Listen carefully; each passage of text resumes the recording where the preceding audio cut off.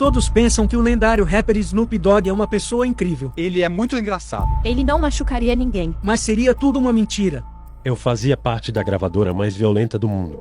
Mas após 25 anos, Jada finalmente confronta Snoop sobre a trágica morte de Tupac. Eu fiquei tipo, não Snoop, eu me senti fraca. Eu não queria ver ninguém morrer. Nos desentendemos, porque ele queria que eu continuasse sendo gangster. Ficou do lado do inimigo. Eu trabalhava contra o diabo. Ele e Tupac estavam sob o domínio do mais violento chefe do rap, Suge Knight, o polêmico CEO da gravadora Death Row, o homem mais temido do hip hop. Ele foi acusado de atropelar e matar 2 homens. Meu coração batia acelerado. Suge exigia lealdade. Eu deveria estar com Tupac e Suge. Eu tive que sair daquela situação. Tupac foi baleado 4 vezes, num carro dirigido por Suge Knight. Se o Snoop tivesse evitado esse incidente, Tupac estaria vivo. Foi o tipo de relacionamento que só acontece uma vez na vida. Eu sinto muito remorso. Não aceito isso. Não quero ficar repetindo meus erros. Como podemos consertar isso? Você foi a única pessoa que ficou contra o Suge Knight. Mas o que Snoop Dogg fez para sobreviver? A última vez que o vi, ele estava quase morrendo.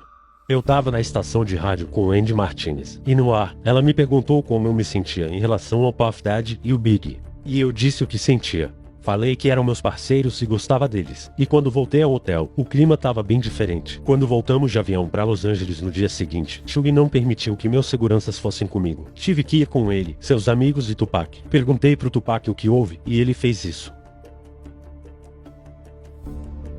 Então fui pro fundo do avião, peguei um cobertor, peguei uma faca e um garfo. Coloquei o cobertor sobre meu nariz assim, e fiquei desse jeito o voo inteiro. Snoop queria se sentir seguro, mas ele estava preso há anos, em uma vida de violência e medo. Aos 12 anos, você entrou para uma gangue. Se você era um jovem negro naquela época, drogas e gangues eram tão presentes em sua vida quanto semáforos e placas de rua. Você já teve medo. Eu sempre tinha medo.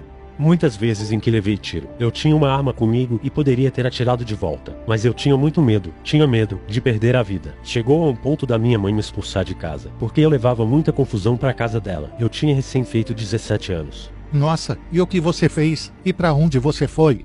Quando Snoop conheceu o chefão do hip hop, Suge Knight, ele pensou que finalmente havia encontrado uma saída. Ele era tão honesto, tão verdadeiro e tão apaixonado por seus artistas. Nos dava direção e treinamento. E quando Snoop se aproximou do rapper Tupac, parecia que ele havia encontrado a família que sempre buscou. Nós começamos a sair juntos, e construímos uma irmandade. Nós representamos os dois lados do jogo, o tranquilo e o implacável. Eu fui falar com o Suge e disse que precisávamos ter o Tupac com a gente. Ele nos faria melhor e nos impulsionaria. Precisávamos da energia dele. Mas à medida em que Snoop e Tupac se aproximavam, teve alguém que tentou alertá-lo sobre Suge. Quando nós nos conhecemos, eu traficava drogas. A Jada tá no meu coração. Ela seria minha amiga por toda a vida. Enquanto eu saía dessa vida, ele entrava cada vez mais. Eu realmente me senti fraca.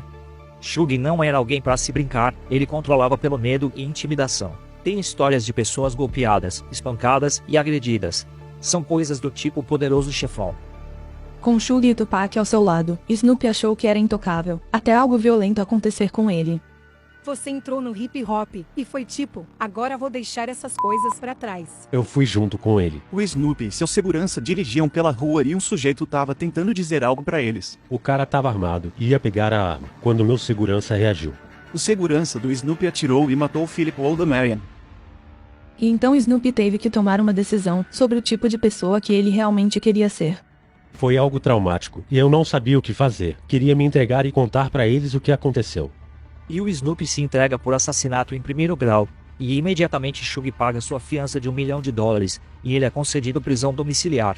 Meu coração batia acelerado. Eu e o Tupac nos desentendemos porque ele queria que eu continuasse sendo gangster. Mas eu disse que eu logo ia ser pai, e tinha muito pelo que viver ainda. Uma pessoa tinha morrido, foi uma situação real, e eu não era como os outros. Eu sentia muito remorso, me sentia muito mal. Eu não queria mais viver essa vida de gangster.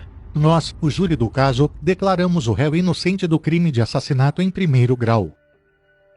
Tupac e Suge queriam sua lealdade, mas Snoop queria ficar em paz. Havia muita tensão entre os rappers da costa leste e da costa leste. Tupac era firme na rixa que tinha com o Big, era algo sério.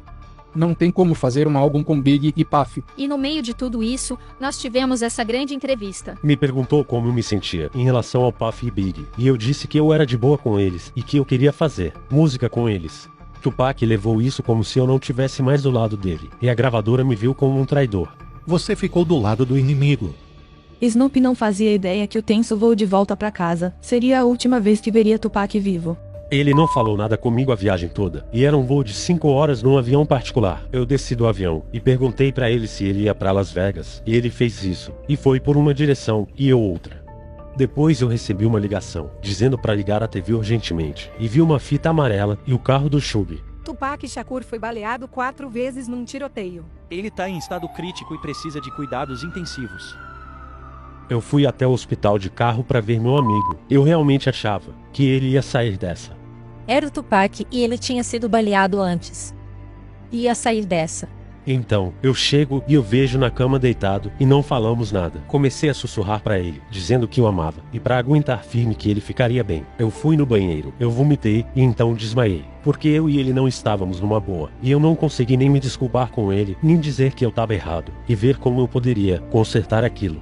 O rapper Tupac faleceu ontem à noite, após uma vida breve num ramo difícil. Ele tinha apenas 25 anos.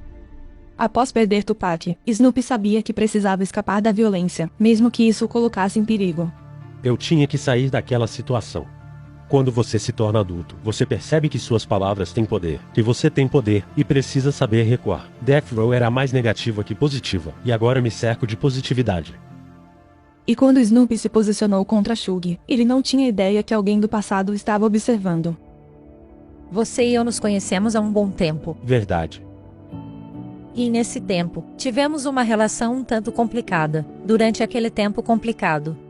Lembro que você foi a única pessoa que ficou contra Suge Knight e se posicionou abertamente. Eu virei o pacificador. O fato de você ter dito, eu não aceito isso, você não tem nem ideia do que significou pra mim. E começamos a nos ajudar. Ao escolher o amor em vez do medo, Snoopy honrou o legado de Tupac e construiu a irmandade que sempre desejou. O Tupac aprendeu a amar desde muito cedo, e através de sua música, compartilhou seu amor com todos nós. Minha vida não se baseia em ser um gangster, mas se baseia em eu ser uma pessoa positiva, que ajuda os outros. Você começa a se educar e a ensinar a meninada nova a fazer as coisas certas. Você treina um time de futebol. Eu criei uma liga de futebol. O Snoopy acredita em dar a eles um senso de identidade. O objetivo disso é unir as pessoas e criar mais energia positiva do que negativa. E sempre mantendo a paz e o amor na frente de tudo.